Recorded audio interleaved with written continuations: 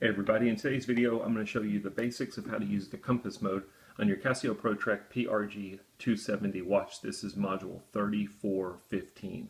Now I mentioned the basics. This is just going to be some basic compass functionality. There's other things you can do on this watch like biodirectional calibration or magnetic declination correction. I'm not going to go into all that stuff, just more so to give you an idea of how the compass feature works.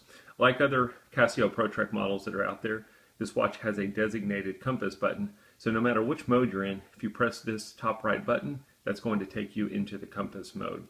Now the first thing with the compass is, I'm going to be doing a video, you really want to have the watch laying horizontally. If it's on your wrist, you want to put your wrist flat along the same direction as the horizon. Or if you're using a table like me, you should really lay it flat to get an accurate compass reading. I'm going to try and show you that. I might have to hold it like this for video purposes. So nonetheless, let's go ahead and let's go into the compass mode. I'm going to press the top right button. That'll take us in. It says COMP. And then once we get in, it should look like this. It could look different. I'll talk to you about that here in a second. You should see 4 arrows on the side. You can see this one here is a little bit thicker than the other two. The thick one that's 3 dots versus the other ones that are a single dot is your north indicator. So whenever you're navigating, that will always point to the north.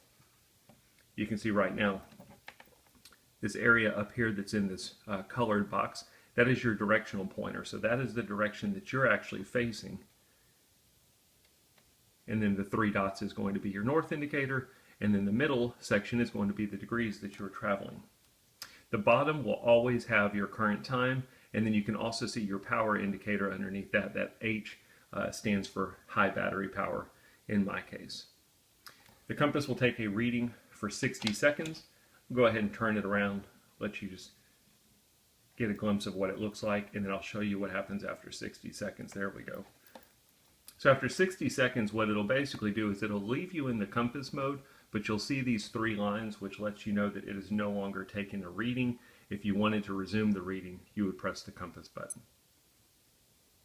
So that's just the basics of it. Now you can also set a bearing memory. So let's say you're out navigating and you see a point of interest, or you're heading in a certain direction. Maybe you're hiking towards a mountain peak or something like that. If you want to set a bearing memory, you can press the top left button. It's the adjust button. Put the watch in the direction that you want to go. Press this button and you will see it set your bearing memory. That is the degrees that you locked in that you're traveling towards. So now what you have is you have your current direction degrees. You have your bearing degrees. You still have your north indicator, but you don't have the other 3 dots that are showing you the other directions. What you have here instead is you just have the north indicator, and then you've got another indicator up here that shows you where you need to be going towards your bearing. So if I put this level here,